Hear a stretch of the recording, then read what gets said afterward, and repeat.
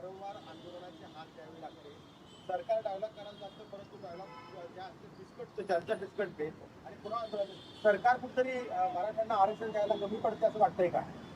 नाही, प्रत्यक्षात काय काय जरांगे पाटील आणि शासनामध्ये काय ठरतंय घडतंय ते आम्हाला काही कळत नाही. तर म्हणून प्रत्यक्षात काय त्याचं जे येते वर्तमानपत्रातनं जे येते तेवढंच आपल्याला माहित आहे, पण त्याचं मुळात काय ठरतंय, कुठं घसरतंय, कुठं जमत नाही, ते आम्हाला इथं कोल्हापूरला काही कळत नाही. सरकार कुठेतरी कमी पडतंय का या ह्याच्यात?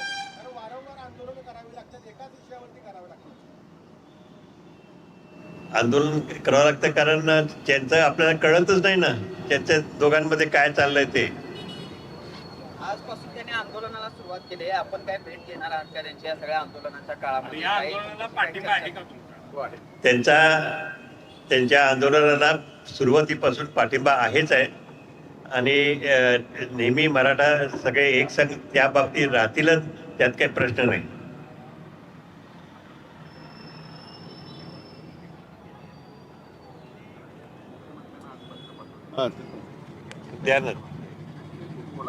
एरवी महाराष्ट्रात एरवी जर बघितलं तर एखाद्या मांडवामध्ये किंवा अशामध्ये ते बसायचे, पण आज शेतामध्ये जाऊन उन्हामध्ये ते आंदोलनाला बसलेले दिसतात. यावेळी कुठतरी भूमिका आक्रमक दिसते जरांगे पाटील.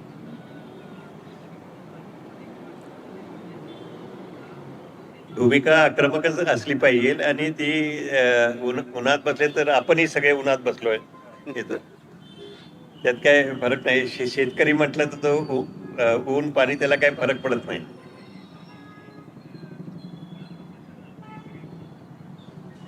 सातत्यानं साहेब, पहिल्यांदा जरांगे पाटील यांच्याबरोबर चर्चा करणारी जी सरकारची माणसं आहेत ती वेळोवेळी बदलली जातात. अलीकडच्या काळामध्ये उदय सामंत वगैरे जी लोक चर्चा करायची, नंतर आता प्रसाद लाड यांची एंट्री झालेली आहे, आता विखे पाटील करतायत.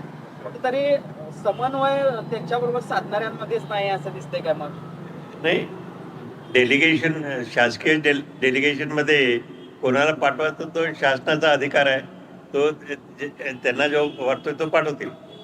पण एकच व्यक्ती जर सातत्याने समन्वयात राहिला तर याच्यात काहीतरी आउटपुट निघेल. मात्र वारंवार अशा पद्धतीने वेगवेगळी लोक पाठवली जातात, त्यामुळे हे कुठेतरी चिंता वाढतोय किंवा फाटेपुसणार असतील. दरवेळेस पाठवताना त्याची तयारी झाल्यावरच ते पाठवत असतील. राज्य शासनामध्ये सुरुवातीला महाराज राणे समिती होती, नंतर चंद्रकांतदादा पाटील आले, आता विखे पाटील आले, मधल्या काळात अनेक माणसं बदलली. मात्र या सगळ्यांचा आढावा जर राज्य शासनाने घेतला असेल तर मनोज जरांगे पाटलांच्या काही अटी मान्य करून द्यायला काही हरकत आहे का? जाणीवपूर्वक द्यायचंच नाही अशी भावना असू शकते. आत्ताच ते काही सांगता येणार नाही. काय याची भूमिका काय आहे शासनाची ती आत्ताच वाटाघाटी झाल्याशिवाय काही सांगता येणार नाही. एवढ्या मोठ्या प्रमाणामध्ये आंदोलन चालू आहे, लोक उतरत आहेत, प्रत्येक 3 महिन्याला खरं तर त्यांचं अल्टिमेटम असतं. मुख्यमंत्री खरंच सिरियस आहेत का या प्रकरणात, वाटतं का? ते आता सांगता येत नाही म्हटलं, कारण आता वाटाघाटीत काय निघतंय ते आपण बघूया आणि त्याच्यानंतर आपल्याला समजेल ते सिरियस आहेत का नाही. किंवा सरकारनं सिरियसनेसपणा नाही दाखवला, कारण की आजपासून पुण्यामध्ये आंदोलनाला बसले तर उद्रेक होईल अशी भीती वाटते का? निश्चित मराठा समाजाचा आपण मराठा समाजावर दुर्लक्ष केलं तर निश्चित त्याचा उद्रेक होऊ शकतो.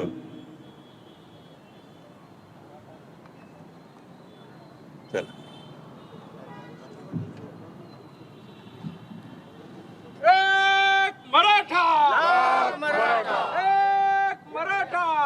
तर आपण सध्या महत्वाची ही 3 दृश्य पाहतोय. मनोज जरांगे शेतातच भर उन्हात उपोषणाला बसलेले आहेत, तर दुसरीकडे छत्रपती संभाजीनगरहून राधाकृष्ण विखे पाटील हे जरांगेंची भेट घेण्यासाठी निघालेले आहेत. तर तिकडे छत्रपती शाहू महाराजांचा जरांगेंच्या आंदोलनाला पाठिंबा असल्याचं कळतंय. त्यांनी या ठिकाणी विविध मुद्द्यांवर भाष्य केलं. 8 वर्षांपासून मराठा समाजाचं हे आंदोलन सुरू आहे, वारंवार आंदोलन करावं लागतंय, मराठ्यांची फसवणूक झाली आहे असं या ठिकाणी शाहू महाराज म्हणालेले आहेत. तर मराठा आणि कुणबी एकच असल्याचं वक्तव्य सुद्धा या ठिकाणी शाहू महाराजांनी केलंय. तर दुसरीकडे या ठिकाणी आपण पाहतोय राधाकृष्ण विखे पाटील आता काहीच वेळात अंतरवाली सराटीमध्ये पोहोचणार आहे. त्याआधी जरांगे पाटील यांच्या उपोषणाला सुरुवात झाली आहे. हेडलाईनचे प्रस्तुतकर्ता साईनाथ मल्टीस्टेट. महिन्याचा खर्च पूर्ण करा साईनाथ मल्टीस्टेटच्या पेन्शन योजनेसोबत.